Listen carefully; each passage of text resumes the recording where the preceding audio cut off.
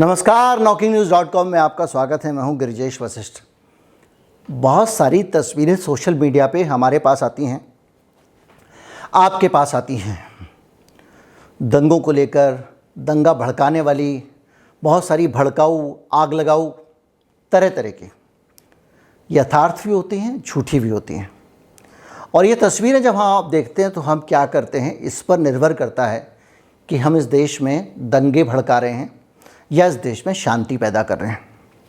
आखिर में ये जो सांप्रदायिकता की समस्या है, इसका समाधान क्या हो और इस समस्या का समाधान हम कैसे निकाल सकते हैं, हमारे हाथ में क्या है, आपके हाथ में क्या है, इसके बारे में मैं आज बात करूंगा। आपको बताऊंगा कि इस समस्या को कैसे दूर हम कर सकते हैं, वो कौन सी जादू की छड़ी है।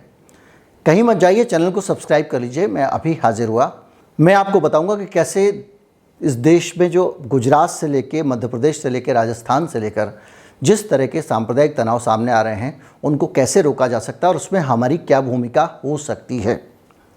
कहीं मत जाइए, चैनल को सब्सक्राइब कर लीजिए। अगर आप इस चैनल को सपोर्ट करना चाहते हैं तो हमारा UPI ID डिस्क्रिप्शन में है, उसके ज़रिए आप भुगतान कर सकते हैं। मैं अभी हाजिर हुआ।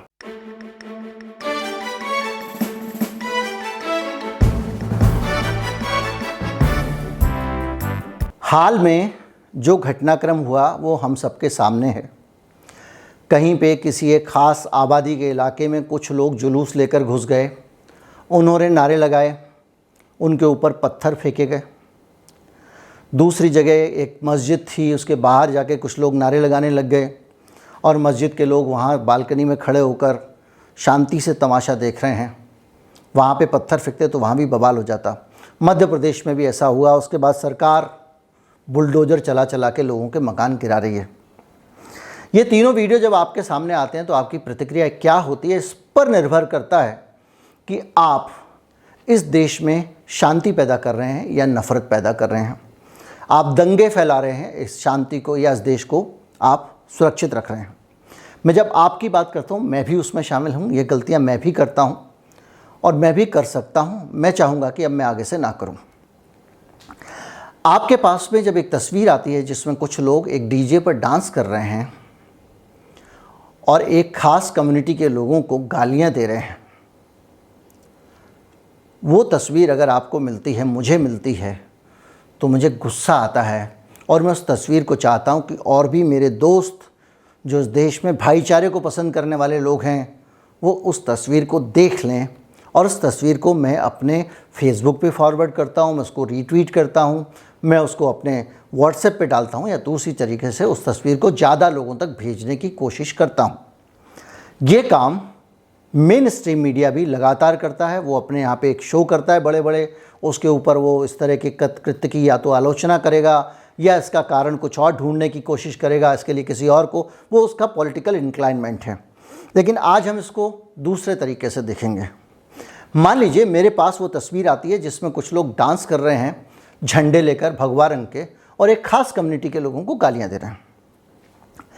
मैं अगर उस तस्वीर को ये सोच के फॉरवर्ड करता हूँ कि ज़्यादा से ज़्यादा लोग देखेंगे और इसके इस कृत्य की आलोचना करेंगे, तो ये मेरी आधी सोच है। मैं इस चीज़ को नहीं सोचता हूँ कि जब मैं फॉरवर्ड कर रहा हूँ तो इसमें बहुत सारे लोग एक ऐसी कम्युनिटी के भी हैं जो उसको देखकर विचलित हो सकते हैं, उद्वेलित हो सकते हैं, जिनमें असुरक्षा की भावना आ सकती है और उनको ये लग सकता है कि ये चीज़ अब हम इस देश में कैसे रहें। और इसमें भी सबसे बुरी बात ये कि वो जो कुछ लोग, 150 लोग वो जो डांस कर रहे हैं, वो किसी भी विचारधारा से प्रेरित होकर कर रहे हों, वो धीरे से एक अवचेतन मन में ये चीज़ बिठाती है कि भाई हिंदू जो हैं ये ऐसे ही होते हैं, हिंदू ऐसा कर रहे हैं। किसी के मन में नहीं आता कि ये 50 हिंदू कर रहे हैं। और जब वो किसी मुसलमान के पास जाती है तो वो उसको और ज़्यादा लोगों को फॉरवर्ड करता है और उसके मन में ये आता है कि भाई देखो ये कितने गंदे लोग हैं और ये देख लो इनका असली चेहरा, वो भी फॉरवर्ड कर रहे हैं। गाहे वगाहे, चाहे अनचाहे, जो लोग इस घटना के बारे में नहीं जानते वो लोग भी इस घटना को जानते हैं और समाज में आप एक असुरक्षा और डिवाइड पैदा कर रहे हैं। ठीक इसका उल्टा दूसरे मामलों में भी होता है। हम लोग बहुत सारी ऐसी तस्वीरें, बहुत सारी चीज़ें, जैसे कि मैं आपको एक उदाहरण देता हूँ कि जब शब बारात होती है तो उसमें नौजवान लोग बड़े उत्साह में बाइक लेके निकल जाते हैं रात को वो स्टंट करते हैं। हालांकि बहुत सारे गुरुपर्व के मौक़ों पर भी ये स्टंट होते हैं, शुरुआत वहीं से हुई थी। तो जब वो स्टंट करते हैं तो वो एक तरह से मसल फ्लेक्सिंग कर रहे होते हैं। वो ये दिखाने की कोशिश करते हैं कि हम कम्युनिटी के लोग कितना तेज़ हैं, कितना बहादुर हैं। और उस वीडियो को जब आप किसी और तरीके से वो वीडियो फॉरवर्ड किया जाता है तो जो हिंदू कम्युनिटी के लोग हैं उनके मन में ये असुरक्षा आती है कि भाई ये देख लो, ये खतरनाक लोग हैं, हज़ारों लोग टोपी लगा के जा रहे हैं। अच्छा, घुलने मिलने तो हमने दिया नहीं एक दूसरे समाज में। उनको त्रिशूल और भगवा देखकर डर लगता है, ठीक वैसे जैसे आपको टोपी देखकर लगता है। और उस डर के बीच में वो वीडियो जब आप फॉरवर्ड करते हैं, देख लो इनको, पूरी सड़क रोक घेर के लोग स्टंट कर रहे हैं, तो वो भले ही कोई मुसलमान भी अगर उसकी निंदा करके उसको फॉरवर्ड करे, लेकिन हिंदुओं के पास जो संदेश जाता है वो संदेश ये जाता है कि देखो मुसलमान कितना ख़तरनाक हैं, हमको एकजुट रहना चाहिए। और इसी से शुरुआत होती है। जो लोग मुसलमानों को असुरक्षित बताकर उनसे वोट लेना चाहते हैं, उनकी राजनीति की, और जो लोग हिंदुओं को असुरक्षित बताकर उनसे वोट लेना चाहते हैं, उनकी राजनीति की। अब बात यह है कि इसको कैसे समझें। एक चीज़ तो हमको वीडियो देखते समय ये समझना चाहिए कि जो लोग भी ऐसी हरकत कर रहे हैं वो मेजॉरिटी लोग नहीं हैं। जिन लोगों ने उत्पात मचाया खरगोन में, वो सारे के सारे लोग किसी कम्युनिटी को रिप्रेजेंट नहीं करते हैं। वो उस जगह का तनाव था, एक हुड़दंगी जुलूस जाता है, उस पर प्रतिक्रिया होती है और वो बहुत ज़्यादा बिगड़ जाता है मामला। और ये जो मामला वहाँ खरगोन में बिगड़ रहा है उसके पीछे भी मेरे और आपके कभी न कभी कहीं ना कहीं फॉरवर्ड किए गए किसी वीडियो का हाथ है, मेरे किसी न किसी संदेश का हाथ है। और वो चीज़ें लगातार वहाँ लोगों के दिमाग में असुरक्षा और भय पैदा कर रही हैं और दूसरे समुदाय के प्रति नफ़रत पैदा कर रही हैं, जो इन दंगों में कन्वर्ट हो रहा है, इन दंगों में बदल रहा है। तो इसका जो है ना, ये असल जो समस्या है वो आपके समाधान क्या हो? समाधान ये हो कि 2014 से पहले इस देश में ये रीति और नीति थी कि सांप्रदायिक दंगे अगर कहीं पे भी होते हैं तो उसकी रिपोर्टिंग नहीं की जाती थी। उन खबरों को अंडर प्ले किया जाता था और छोटी सी दो समुदायों के बीच में संघर्ष हुआ टाइप की खबरें अखबारों में छपा करती थी। उसके बाद वो ख़त्म हो जाती थी। टीवी पर भी कोई खबर आती थी तो उसको बहुत सोच समझ के चलाया जाता था। लेकिन उसके बाद बहुत अजीब तरह का इस देश में एक चलन शुरू हुआ। इखलाक की जब पीट पीट कर हत्या कर दी गई बीफ के शक में दादरी में, इस खबर को बहुत ज़्यादा कवरेज मिला और इस खबर को लेकर हमने बहुत निंदा की। निंदा करने योग्य भी है, लेकिन हमने निंदा करके जो हासिल नहीं किया उससे ज़्यादा हमने उस सूचना को इस देश के अधिकतम मुसलमानों तक पहुंचाकर गंवा दिया। ये मेरी मान्यता है, ये मेरा मानना है। मेरा मानना है कि कुछ सूचनाएं और कुछ विचार अगर समाज में आग लगा सकते हैं तो उसको सीमित रखा जाए। प्रशासन इस मामले में दखल दे और उसको अच्छे से चीज़ों को हैंडल करे, ईमानदारी से, जिसकी उसने संविधान की शपथ ली है। नेता की शपथ नहीं ली, कल तो नेता चला जाएगा। और अगर प्रशासन उसको नहीं हैंडल करता है, जो एक्टिविस्ट लोग हैं वो कोर्ट में जाएं। लेकिन हर चीज़ को अगर इस देश में व्यापक पैमाने पर इस तरह से आप फैलाएंगे, जैसे कुछ लोग, और कुछ झूठी सूचनाएं भी इसमें योगदान देती हैं। जैसे कि बांग्लादेश में अगर कुछ लोग गाय की बलि चढ़ा रहे हैं, वहाँ खाई जाती है, हमारे यहाँ भी बहुत जगह खाई जाती है। अब उस तस्वीर को लेके आएंगे, उस तस्वीर में झूठा मिर्च मसाला देश के, भारत के किसी शहर का नाम डाल देंगे, उसको बांटना शुरू करेंगे। अब आपके सामने जब वो पहुंची, अधिकतम लोग हम में से नहीं पहचान पाते सही है, असली है, नकली है। उसको भी हम बड़े मज़े से ये सोचकर फॉरवर्ड करते हैं, देखो कितने गंदे लोग हैं ये लोग, हिंदू वाले करेंगे और ये ऐसा ऐसा काम करते हैं, आपका तो खून खौल जाएगा। क्योंकि आप इतनी हिंसा, क्योंकि बकरा वकरा भी कटता है तो कमरे के अंदर कटता है, हम लोग को तो पता नहीं होता है। इतनी हिंसा आपके सामने वीडियो, पहले तो इतनी हिंसा वीडियो पे देखना और दिखाना अपने आप में गलत है। खून खराबा दिखाना ही गलत है। इन तस्वीरों को टेलीविज़न पे ब्लर किया जाता है, लेकिन वो तस्वीरें आपके पास आ रही हैं, उनको देखकर आप उद्वेलित और विचलित हो रहे हैं और एक समुदाय के बारे में धारणा पाल रहे हैं। तो इस तरह की चीज़ें जो पहले मीडिया पे था, मीडिया जिस तरह कंट्रोल रखता था, उस तरह से सोशल मीडिया पे भी हम कंट्रोल रख सकते हैं। क्योंकि मीडिया हो गया अब गए ज़माने की चीज़। अब कोई ना पूछ रहा है चैनलों को और कोई अखबारों को उतना सीरियसली नहीं ले रहा है। जो गंभीर अखबार हैं उन्हीं को गंभीरता से लिया जा रहा है। तो ऐसी स्थिति में आप ये मान के चलिए कि इस तरह की सूचनाओं को अगर आप फॉरवर्ड नहीं करेंगे तो 60-70% जो हो रहा है समाज में उसको आप रोक देते हैं। और सबसे बड़ी बात यह है कि ये जनरलाइजेशन जो हो रहा है चीज़ों का, वो नहीं होना चाहिए। चीज़ों को एक किसी आदमी ने कर दिया, उसके जनरलाइज, किसी आदमी ने रोटी बनाते समय थूक लगा दिया, अब आप सारे मुसलमानों को वैसा बोल रहे हैं। ये नहीं होना चाहिए। कहीं पे एक लड़के ने अगर किसी मस्जिद पे झंडा फहराया जो बहुत गलत था, वहाँ लोकल प्रशासन उस पर एक्शन लेगा। वो 50 लोग जो उसके साथ में थे उनको भी, उनके खिलाफ भी कार्रवाई होनी चाहिए, कानूनी कार्रवाई होनी। मैं मानता हूँ कि इस तरह की कार्रवाइयाँ फिर भी सरकार नहीं कर रही है, सरकार भेदभाव बरत रही है, ये भी मैं मानता हूँ। लेकिन उसके बावजूद उस झंडे की तस्वीर देश भर में घुमाने से कोई भला नहीं होने वाला है। आपस में समाज बट रहा है और उसको बटने से उसी आदमी को फ़ायदा हो रहा है जो झंडा फहराने के लिए लोगों को भेज रहा था। उससे ना तो मुसलमान का कोई फ़ायदा हो रहा है, ना कुछ हो रहा है, वो विचलित हो रहा है, उसका मन खराब हो रहा है, वो उस देश में असुरक्षित अनुभव कर रहा है। जिस देश की 20 करोड़ आबादी अगर असुरक्षित अनुभव करेगी तो उसका क्या होगा, आप कल्पना कर लीजिए। और आप धीरे धीरे धीरे करके एक ऐसे स्टेट की तरफ जा रहे हैं जिसको आप ले जाना नहीं चाहते हैं। अगर आप सचमुच नहीं चाहते कि इस देश में कोई विभेद हो तो इसको आज ही बंद कर देना चाहिए।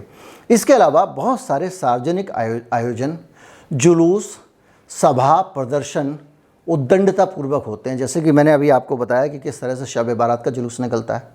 रामनवमी पे हमने बहुत सारे उग्र जुलूस देखे। अलग अलग त्योहारों पे जुलूस निकलते हैं। साल में 50 ऐसे मौके होते हैं, एक ही धर्म के 50 ऐसे मौके होते हैं जिसमें सड़कें बंद करके, रोक के जुलूस निकाले जाते हैं, उसमें उत्पात होता है। और अब ये आपको थोड़ा बहुत इसमें सांप्रदायिक पक्ष आ गया है तो आपको झंडे और वो सब दिखाई देता है, लेकिन ये जो भीड़ होती है उसमें कुछ जो शैतान तत्व घुस जाते हैं अलग अलग धर्मों की भीड़ में, माता बहनों के साथ वो जो व्यवहार करते हैं, जो उत्पात मचाते हैं, तोड़ फोड़ मारपीट भी होती है। कभी आप किसी कावड़िए के सामने मोटरसाइकिल घुसा के देख लीजिएगा, आप गाड़ी घुसा के देख लीजिएगा, उनकी लाइन में डेडिकेटेड उनके लिए रास्ता बनाया जाता है। तो इस तरह के जो सार्वजनिक प्रदर्शन के आयोजन होते हैं इनको रोक लगनी चाहिए, किसी भी धर्म के हों, क्योंकि ये धर्म जो है वो निजी आस्था की चीज़ है, वो मसल फ्लेक्सिंग की चीज़ नहीं है, वो आपकी शक्ति के प्रदर्शन की चीज़ नहीं है, आपकी ताकत दिखाने की चीज़ नहीं है। ये आप पहचान की जो बीमारी है उससे दूर रहिए। आपके और आपके बीच, ईश्वर के बीच जो संबंध है उसको सड़क पे दिखावा करने की चीज़ नहीं है। लेकिन वो ही धीरे धीरे करके वहाँ जो आदमी उस जुलूस में जा रहा है ना, तो उसको ईश्वर से मतलब है, ना किसी से मतलब है, ना उसको ऊपर वाले से मतलब है, ना उसको अल्लाह से मतलब है, ना उसको वाहिगुरु से मतलब है। वो एक भीड़ है जो वहाँ हुड़दंग मचाने जा रही है। और उस हुड़दंगी भीड़ के कारण एक तो अलग गलत संदेश आता है। वो हुड़दंगी भीड़ जब सड़क पे निकल रही होगी, अगर वो शब बारात की होगी तो बाकी लोग डरेंगे, अगर वो भगवा वालों की होगी तो बाकी लोग डरेंगे, अगर वो कृपाणलीय सिखों की होगी तभी लोग डरेंगे। तो ऐसी भीड़ें सड़क पे निकालनी क्यों? ऐसा किसके ग्रंथ में लिखा हुआ है, उसके पुराण में लिखा हुआ है, किसकी किताबों में लिखा हुआ है कि आप सड़क पे जाके ड्रामा करना? और ये जो बड़े बड़े आयोजन होते हैं, बड़े बड़े धार्मिक आयोजन, इनको हम सीमित कर सकते हैं। इज्तिमा में लाखों लोग इकट्ठा होते हैं, क्यों ना हम उसको सीमित करें कि भाई 2000 लोगों का ही इज्तिमा हो जाए। ज्ञानियों की कमी थोड़ी है, ज्ञान सुन सकते हैं। और आज जितने संचार माध्यम है, आपने घर में बैठ के उनका उद्बोधन, उनका प्रवचन, उनका संदेश सुन सकते हैं। रामलीला होती है, क्यों ना 1000 लोगों के बीच में रामलीला हो, 500 लोगों के बीच में ही रामलीला हो। क्या ज़रूरत है इतना बड़ा पूरा का पूरा? और अब सबसे बुरी बात ये हो रही है कि इस तरह के धार्मिक आयोजन के बीच में उकसाऊ, नारेबाजी और दूसरी चीज़ें होने लग गई हैं। ये सब चीज़ें धीरे धीरे करके हमको सॉल्यूशन की तरफ ले जा सकते हैं, समाज को सुधारने की बात तरफ ले जा सकते हैं। और दूसरी चीज़ एक भी है कि भैया अपना घर सुधार लो यार, दूसरे के चक्कर में लगे हो। इनका हिजाब बंद होना चाहिए, इनका ये खाना बंद होना चाहिए, उनका वो खाना बंद होना चाहिए, इनका तलाक बंद होना चाहिए। भाई अपना अपना घर संभाल लो, उनको अपना घर देखने दो, अपना घर देखो। वहाँ पे भी प्रोग्रेसिव लोग हैं, वहाँ पे भी रिफॉर्मिस्ट लोग हैं, वो भी अपने यहाँ कुछ बदलाव करना चाहते हैं, उनको मौका दीजिए। जब आप ये बोलने लगते हैं तो वो अकेले पड़ जाते हैं वहाँ पर, और क्रिया की प्रतिक्रिया में वो कम्युनिटी उनको दबा देती है, क्योंकि उनको लगता है ये भी वैसे दुश्मनों वाली बातें कर रहा है। तो आप जो सुधार हो रहा है उस सुधार को भी आप खत्म कर देते हैं। धर्म के अंदर बदलाव होना चाहिए, बदलाव को बढ़ावा देना चाहिए। हर धर्म के अंदर बदलाव ज़रूरी है। हमने लगातार बदलाव होते हुए देखे हैं, बदलाव को स्वीकार किया। आज कोई आपको कहने लगे होली पे रंग मत खेलो तो आप लट्टे लेके पड़ जाते हैं। वो बेचारा वो सौरभ शर्मा जो नेटवर्क 18 वाला है, वो जागरण का शो रोकने पहुंच गया था, उसको पीट दिया। ये वही देश है जहाँ राजा राम मोहन राय थे, जहाँ पे दयानंद सरस्वती थे। कितनी बुराइयाँ उन्होंने हमारे समाज की निकाली, हमने स्वीकार किया। अगर आज आप जैसा करते हैं वैसा माहौल होता, कोई भी अपने शब्द को बदलने के बारे में, धर्म को बदलने के बारे में सुन ना रहा होता, तो क्या राजा राम मोहन राय सती प्रथा को ख़त्म कर पाते? आज भी आप बच्चे होते और आपकी माताजी को आपके सामने हो सकता है कोई आग पे जला देता। ये हमारे ही देश में होता था। तो हमने सुधार को अपनाया, मुसलमानों ने भी काफ़ी सुधारों को अपनाया, और बाकी सबको अपने अपने घर में देखना चाहिए। दूसरे को, ये ठीक वैसा है कि अगर आप बैठ के कोई भी उपदेश है, यही जो बातें मैं आपको बता रहा हूँ, ये बातें अपने किसी मुसलमान मित्र से आप बोलने लगेंगे, भैया तू कल से ऐसा करियो, या वो आपको बोलने लगेगा कि हो भाई तुम तो ऐसा क्यों नहीं करते हो, तो भी झगड़ा हो जाएगा। पति पत्नी बैठे हुए थे महाराज जी के पास में, महाराज जी उपदेश दे रहे थे। पति पत्नी एक ही साइकिल के दो पहिए हैं, मिलजुल के चलना चाहिए, पति पत्नी साथ रहते हैं तो घर स्वर्ग बन जाता है, एक दूसरे का ख्याल रखना चाहिए। कितना अच्छा प्रवचन है। इसी प्रवचन को सुनते हुए अचानक जो है वो हस्बैंड ने वाइफ को कोहनी मारी और कहा, सुन ले तेरे लिए ही है। तो क्या होगा आप कल्पना कर लें, उल्टा हो जाएगा। अच्छी बातें खुद के सुधार के लिए होती हैं, दूसरों को ज्ञान देने के लिए नहीं होती हैं। तो इसलिए किसी भी धर्म के लोगों को दूसरे धर्म को अनावश्यक ज्ञान नहीं देना चाहिए।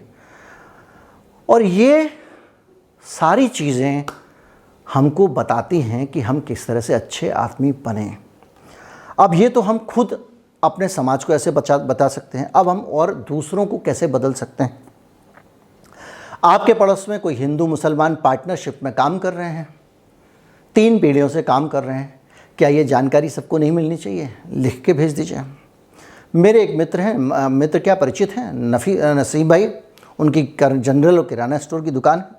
दिवाली का सामान सबसे अच्छा और सस्ता उन्हीं के पास मिलता है। हर दिवाली पे उनके यहाँ भीड़ लगी रहती है।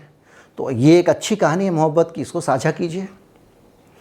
बहुत सारी कहानियाँ हैं, मेरे मित्र हैं, बहुत सारे हिंदू मित्र हैं जिन्होंने मुस्लिम लड़कियों से शादी की हुई, बहुत सारे मुस्लिम मित्र हैं जिन्होंने हिंदू लड़कियों से शादी की है।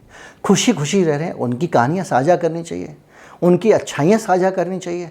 इस तरह की जो समाज में पॉजिटिव चीज़ें हो रही हैं, एक हिंदू की मुसलमान जान बचा रहा है, ये खबर आनी चाहिए सोशल मीडिया पे। एक मुसलमान हिंदू की जान बचा रहा है, ये कहानी सोशल मीडिया पे आनी चाहिए। और जो गंदी चीज़ें लोग शेयर कर रहे हैं उनको भी आप रिपोर्ट तो कर ही सकते हैं, रोक दीजिए उनकी रफ्तार को। बस इतना ही करना है, यही समाधान है। उम्मीद करता हूँ वीडियो आपको अच्छा लगा होगा। ज़्यादा से ज़्यादा लोगों तक पहुँचाएं। नमस्कार, जय हिंद।